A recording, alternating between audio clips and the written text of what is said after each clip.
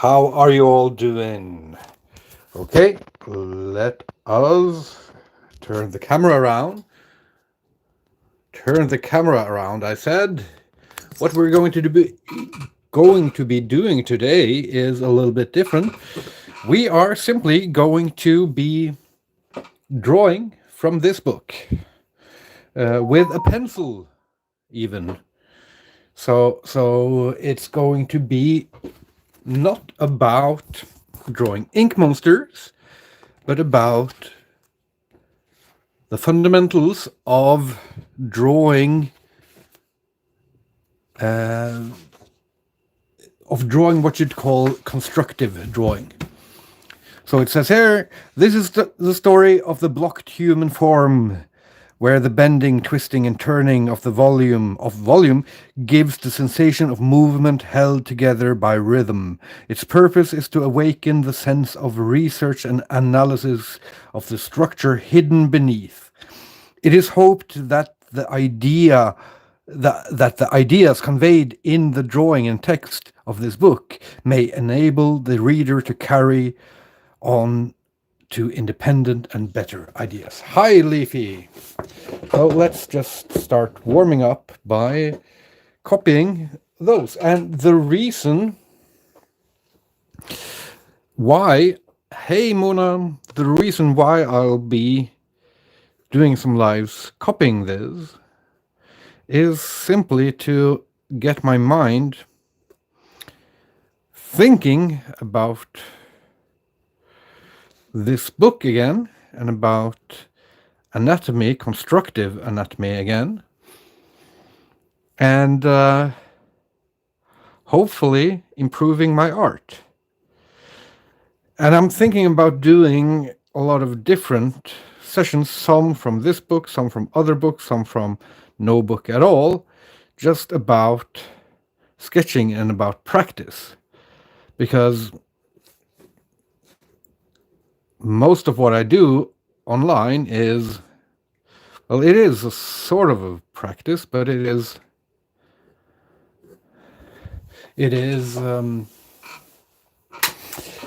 all focused on making a finished product.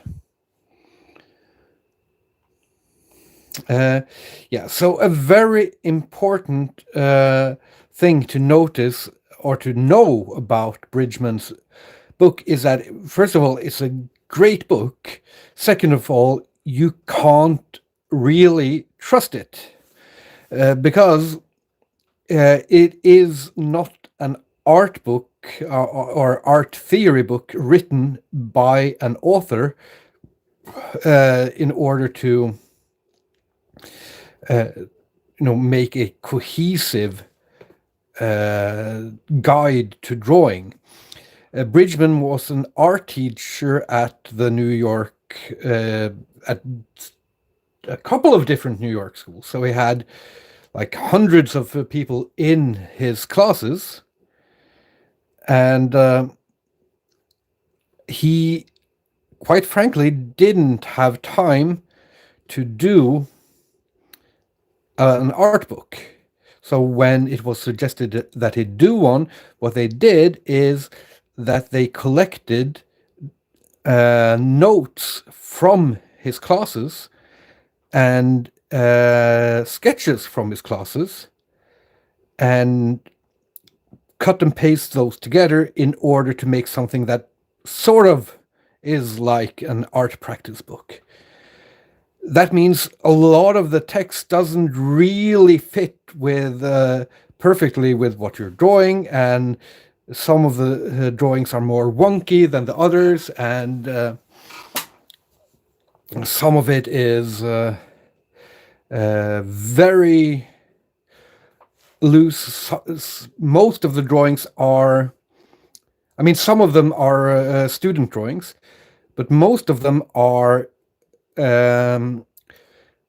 Bridgman's drawings or copies of Bridgman's drawings. And the way he drew them was, there was a huge sheet of paper on a board down from the ceiling, and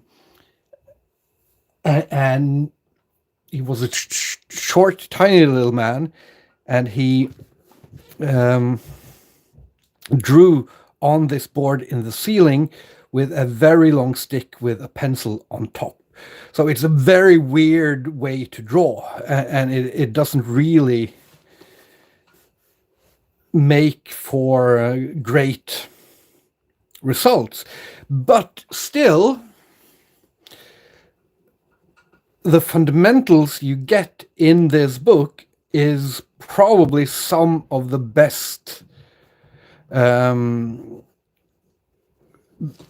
anatomy practice you can have. It's just that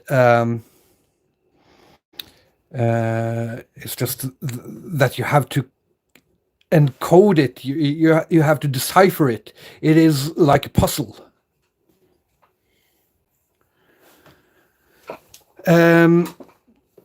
So even if you haven't heard about this book, you have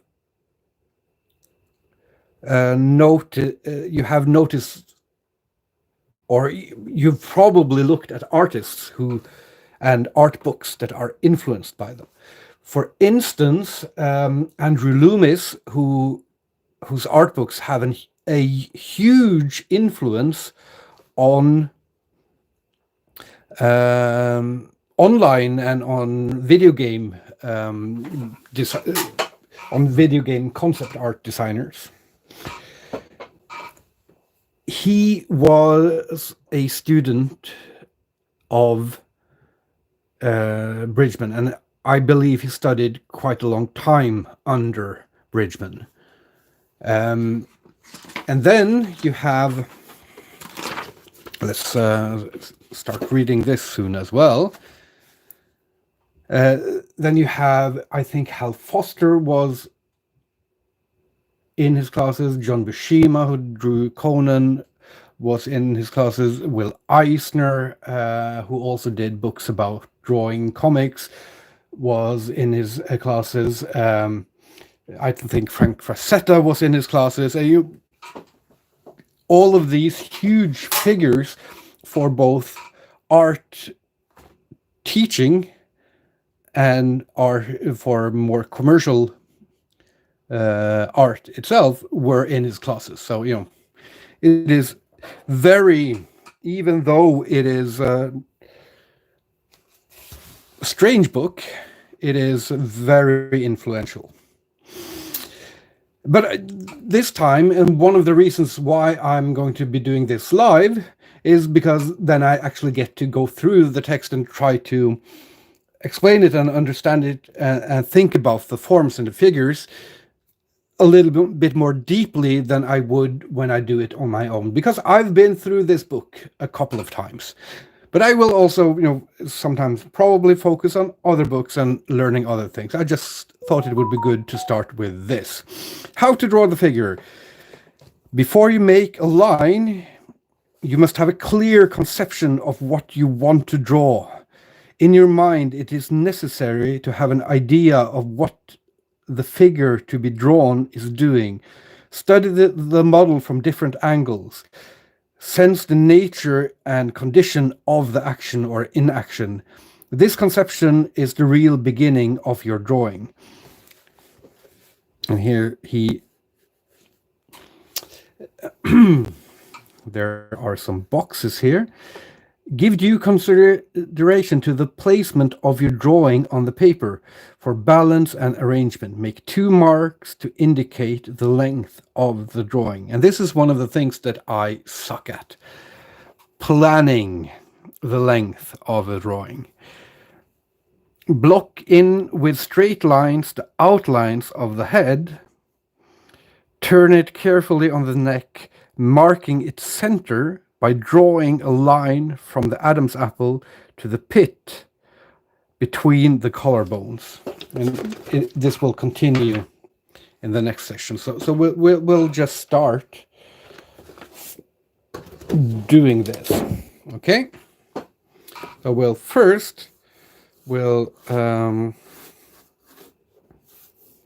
this will be our paper.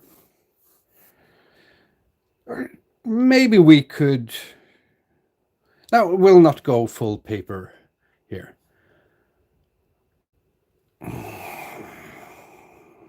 Okay. So first we will mark out where we want our figure. So we want our figure a little bit to the right-hand side and not too far to the top. Okay. So block in with straight lines the angles of the head. That sort of like this. You know, and these are really tough sketches to follow, but we're doing it quick. From the pit of the neck, make one line giving the direction of the shoulders, keeping in mind the marking of its center. So that is the center. This is the shoulder line.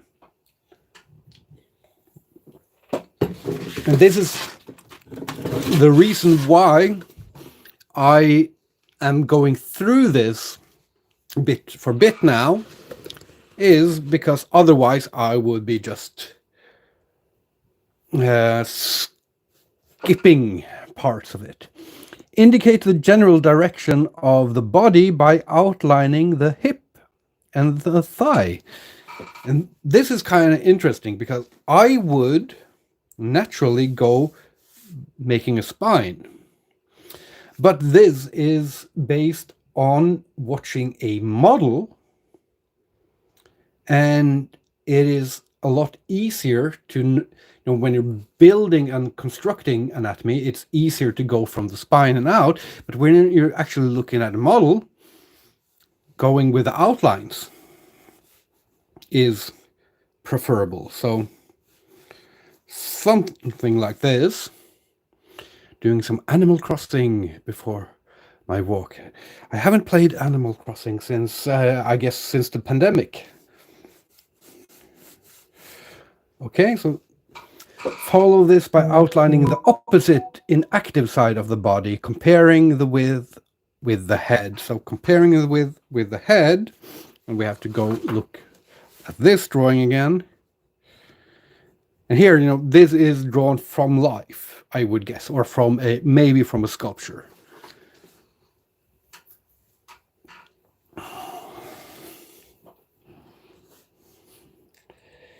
And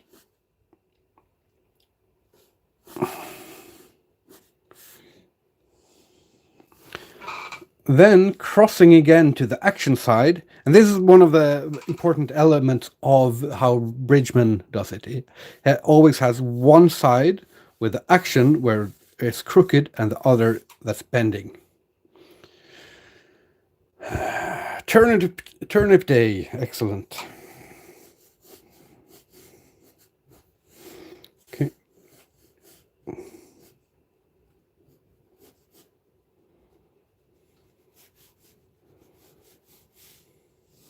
Watching this while eating, then painting. I have a handmade holiday present I still need to finish. I probably need to finish some of those, yeah.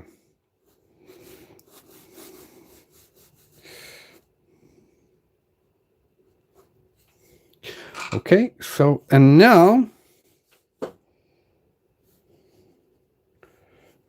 doing the opposite hip, just a slight bit, and the opposite leg. What does it say? Then crossing again to the action side of the figure, drop a line to the foot. You have determined the balance or equilibrium of the figure. Carry the line of the inert side over the knee, over and upward to the middle of the figure. So he does it from this side. Probably not the most essential part of it. On the other side, drop a line to the other foot, and that is like this. And this is still a bit wonky, but we'll be getting there. But you see, in all of his stuff, it is the one side is smooth and bent, and the other is jagged. This isn't necessarily something you find in nature, but you do find examples of it. For instance, when a person is running seen in profile view, you will find a smooth side and a jagged side. But this is in order to create a dynamic sketch, a dynamic pose, a movement in the character, a character in movement, rather. Okay, so let's go to the text again. You're good teachers. Your voice is easy to follow. Thank you. And just interrupt if you have any questions, and I'll try to answer them.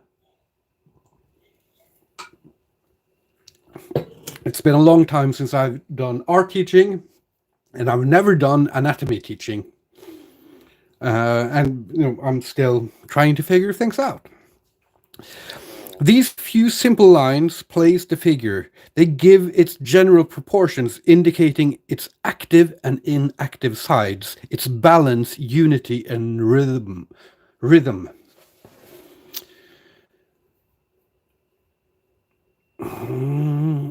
Bebop just finished their first large-scale charcoal drawing. Congratulations.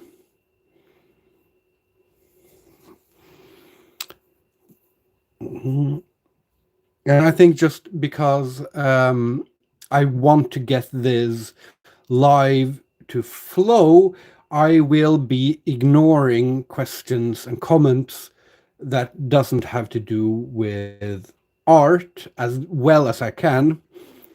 And I'll try to be focusing on the assignments and the text, okay?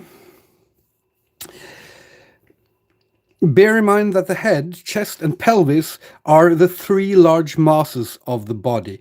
They are in themselves immovable. Think of them as blocks having four sides, and as such they may be symmetrically placed and balanced, one directly above the other. In this case, the figure would have no movement, but when these masses bend backwards, forwards, turn or twist, the shifting of them gives action to the figure.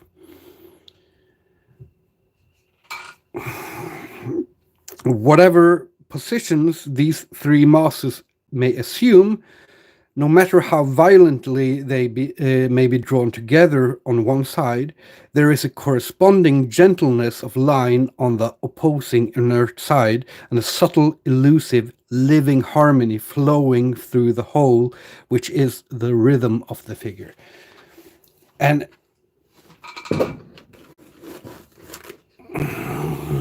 there are a few questions here.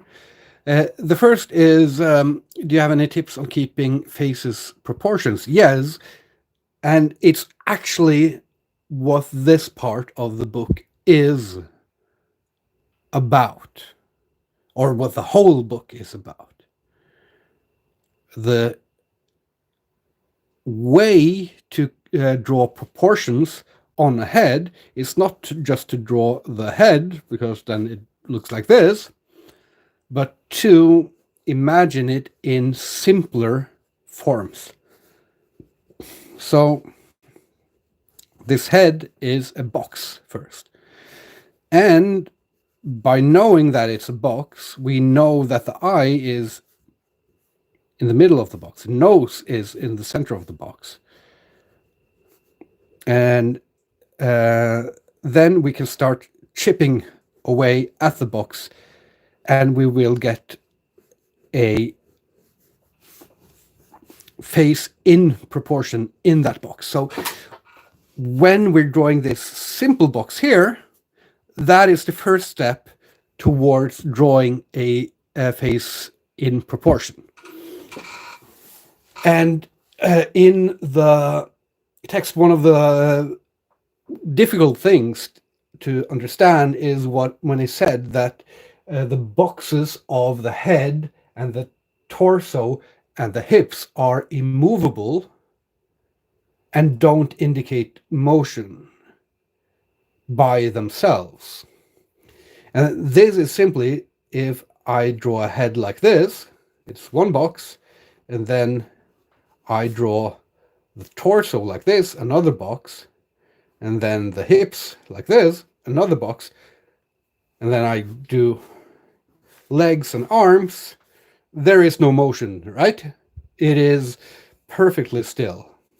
But if I twist the head to one side, the torso to the other side, and the hip to the last side, then even if I draw the legs straight down, there is motion. Okay? So that's what he's talking about.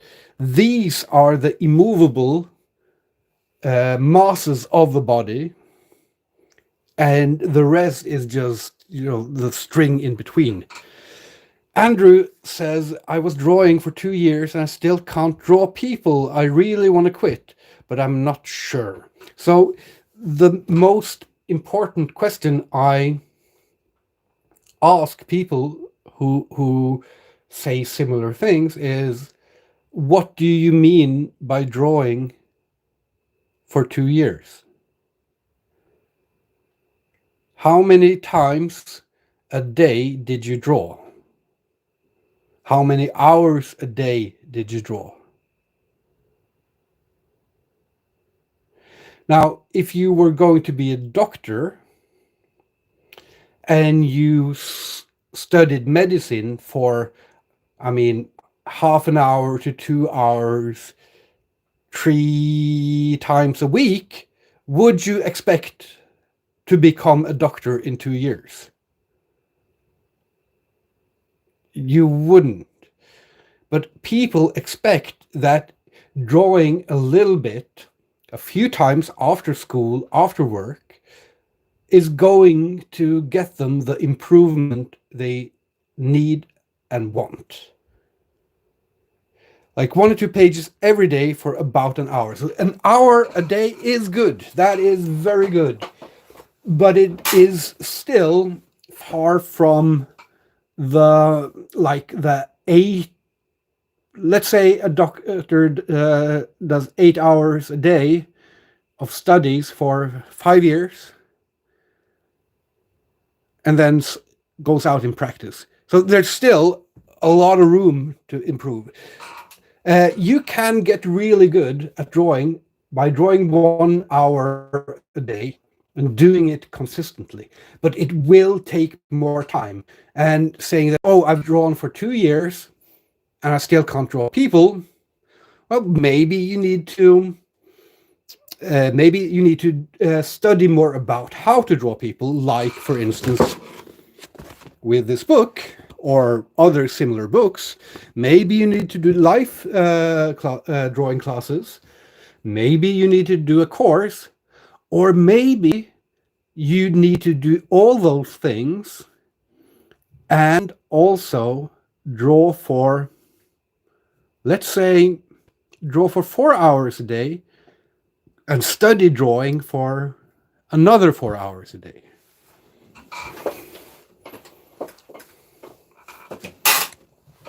So drawing is one part of it, studying is another part of it. So if you draw for 8 hours a day, you will be very exhausted in your head. But if you draw for 4 hours and study for 4 hours, then you're close to a level where you should be improving pretty quickly. It will still take years, but you should see improvements pretty quickly. May I offer something controversial? Try tracing. Tracing is a skill that needs to be practiced, but it is not it's not a great skill for improving your overall art. Let us go back to the text here, okay? Starting again with the head and thinking of it as a cube with front, sides, and top and back, draw it on a level with the eye foreshortened or in perspective, okay? outline the neck, and from the pit of the neck draw a line down to the center of the chest. Okay, so we'll do those two steps. And one of the interesting thing here is if you see these drawings, each of them is a unique drawing. It's not the first step of a drawing, the second step of the drawing. He's drawn it again and again and again for each of these illustrations, which is probably a by-effect of how this book was put together.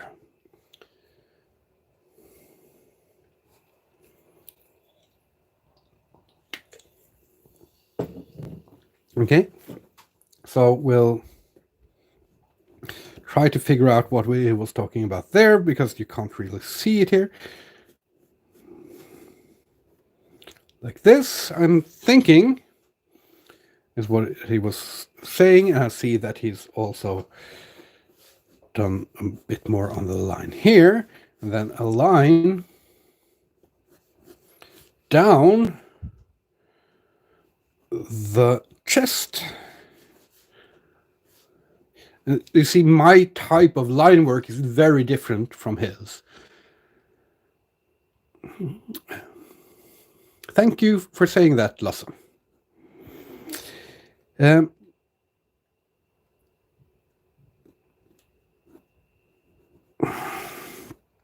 the right angle to this line, where the stomach and the chest joins, draw another line, then draw lines to indicate the rib cage as a block.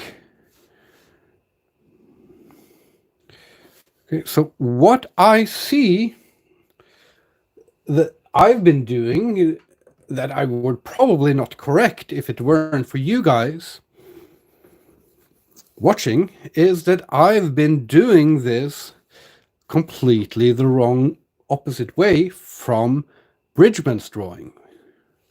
Because I've been drawing it like this side is towards the camera and this side is away from the camera. But in actuality, it is this side away from the camera or from the viewer, and this side to it. And therefore, the line in the middle of the chest goes here, and then you have those small lines here. Now draw the thigh and the leg, which support the greatest part of the weight of the body.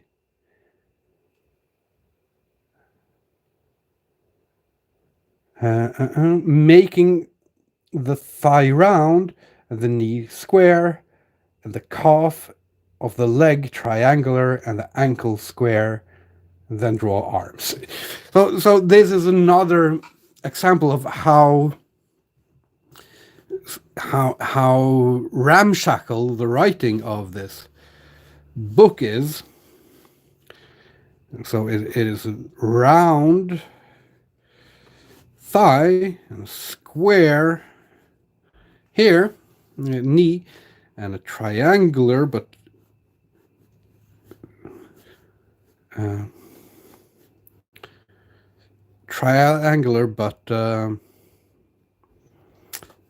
still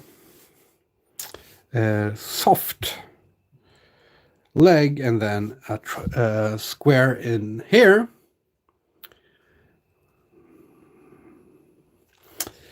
Thank you. I will try to be streaming more, even though I'm on a social media break. Streaming is something I want to do more of, and this type of streaming particularly will fit into my plan for both for this period now and for the next year.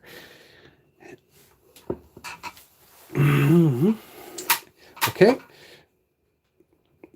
so here we're drawing, and now I will actually go back to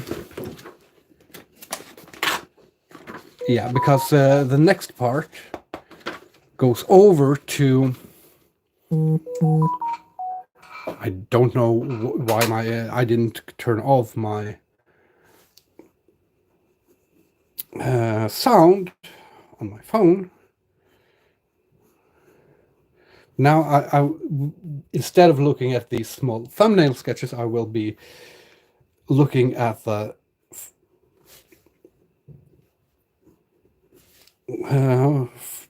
final drawing, because that one is easier to actually see the details. But I'll still be thinking about the types of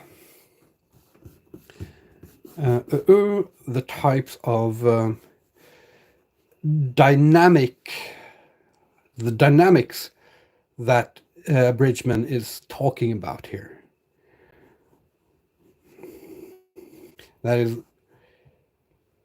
this side is the action side here. I think this is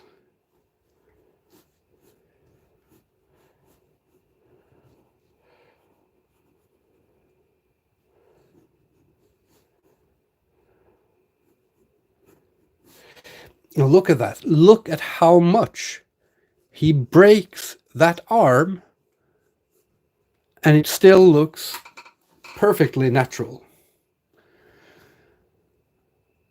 I'm a beginner artist and I haven't drawn anything for 2 months because of my studies. How much time per week should I dedicate to art practice and what should I focus on more? I can't tell you what you should be focusing on more,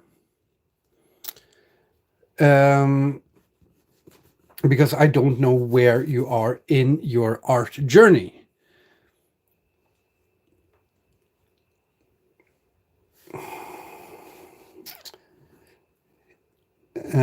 But I already answered another one about this, but if you want to get good at art, you need to treat it like a vocational study, like it is a study of medicine, or of engineering, or of architecture, or of any other thing you'd go to school for. So if you want to get really good, then 8 hours, 5 days a week of studying and drawing for 5 years should do it for most people, if they also do a lot of homework. But if you just have the time to do 1 hour a day after school, then you will become good. It just will take a lot more time.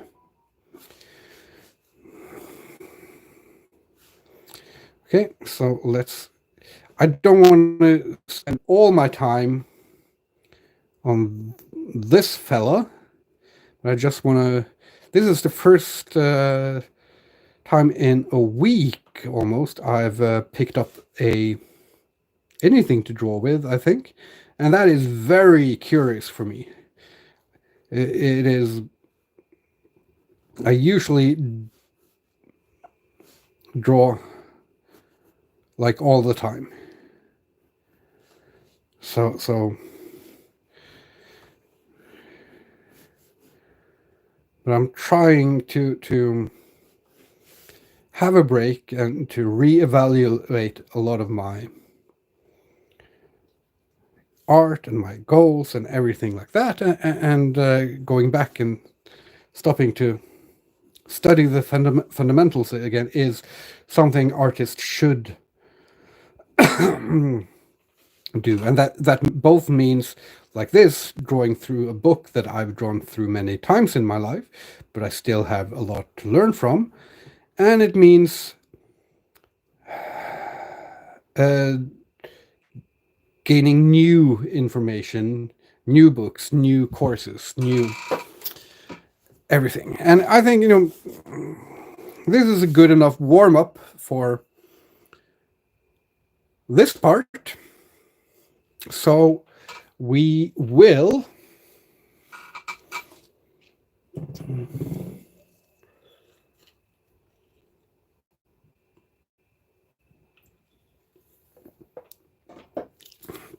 be going to the next chapter.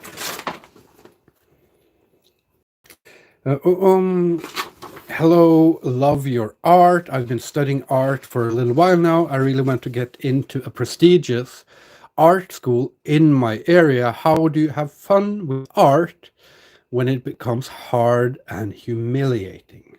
That's a very good question. And the sad thing is that the answer is probably that if you want to have art as a career, if you want to do it professionally, if you want to go through art school, which I haven't done, but I've done a tiny bit. But all of those things, it will become boring and humiliating at times. But you have to get through the boring and humiliating stuff and do it as well as you can do. And even you might even have some glimmers of fun in there. And then the end result is that you will be able to find new levels of fun after that. So you are drawing in order. You're having a awful and embarrassing time in order to have fun in the future. Have new types of deeper fun. I think that's something you have to accept. You shouldn't accept that it should be just boring and just awful and just humiliating. But it will be boring and humiliating in parts, I think. That's it. Building the figure. From a piece of lath and a few inches of copper or other flexible wire, a working model of solid portions of the body may be constructed. So it's talking about just constructing a very simple piece of some, I guess, clay or something. And we will not be doing that. We will just be imagining it because I don't have the... Actually, maybe I will save this chapter for the next time, and I will just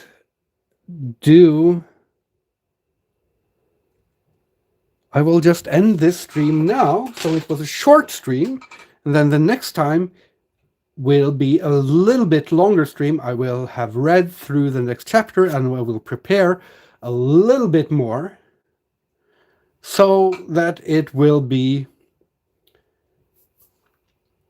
better for me and better for you watching, because I didn't quite know what to expect when I got the idea of just drawing from Bridgman while talking and chatting with you guys. And I thought it might just fail. It might just not work at all. And there are some things that don't quite work. Like, I mean, I need to figure out how to place the book and the camera, and probably need to use this large drawing book for another project, and then keep a smaller piece of paper so that you can see both the book and what I'm drawing without me having to move the camera around. So this is sort of a test of, can I do these types of art practice streams? And I think that at least on my end, I hope that you agree, is this has been a resounding success. I felt very good drawing it. I felt very good having to explain Bridgman's words in a way that I wouldn't, and explain his exercises in a way that I wouldn't if I just was doing it to myself. And through that explanation, also, getting a better understanding of it myself. So thank you so much. Let's see if there are some final questions. We'll go back to this one here.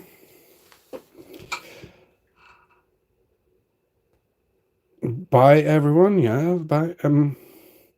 By the way, your advice on depression really helped me, and I'm exercising more and eating healthier, making slow incremental change. Congratulations. It will go up, it will go down. Sometimes, at least for me, it feels hopeless and like nothing is working, but understanding the basics makes it better. Kind of like with art. Gesture drawing are a good way to extend your visual gallery quickly without having to get worried about every single detail. All you need is a timer and a bunch of different references. Another way of doing gesture drawing is to go to a train station or a cafe or any other public square where people are waiting, and then find a secluded spot, and whenever you see someone standing still, you quickly try to get their pose in the few lines that you can. That is a very good way.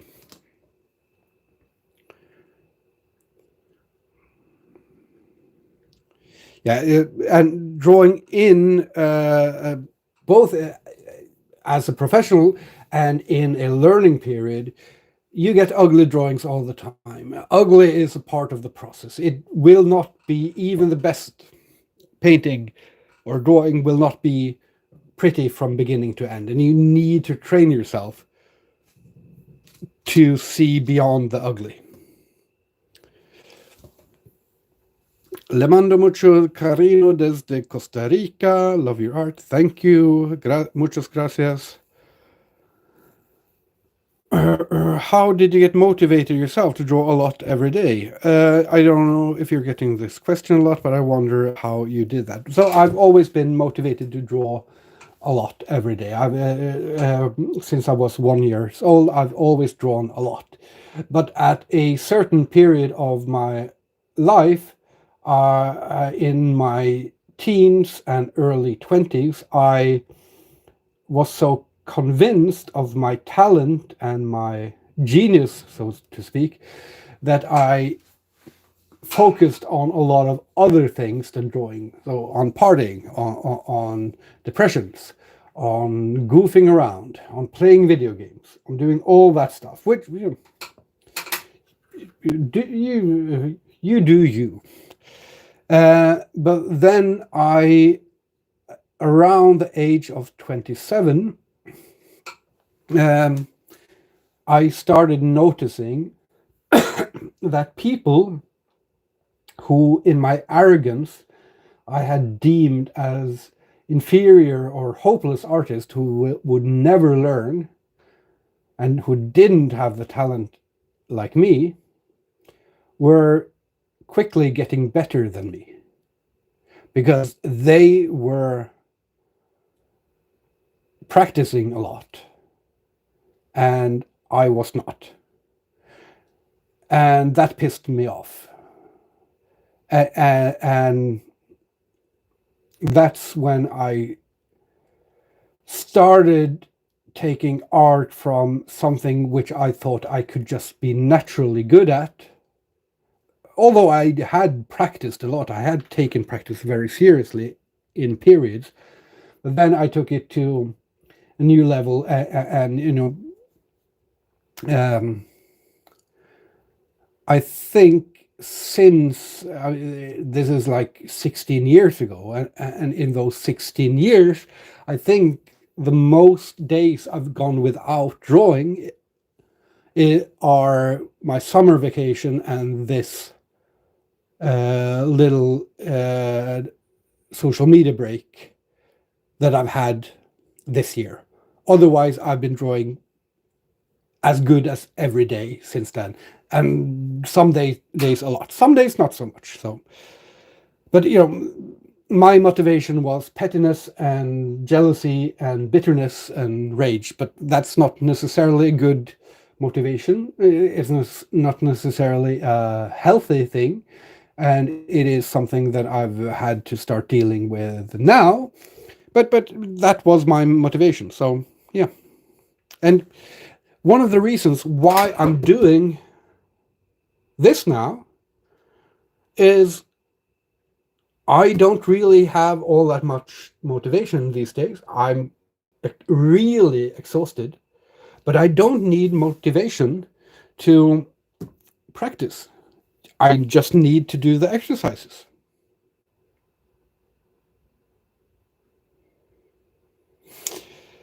Okay, with that, I think we are done.